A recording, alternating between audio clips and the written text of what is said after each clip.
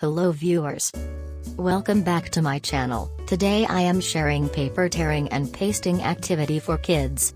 This activity helps children to strengthen the muscles of the fingers and hands. It also helps in eye-hand coordination. Hope you will enjoy the video. Please like and share the video, and those who haven't subscribed yet, please do subscribe my channel and don't forget to press bell icon. Keep watching and I will be back with more creative ideas and craft tutorials. Thank you.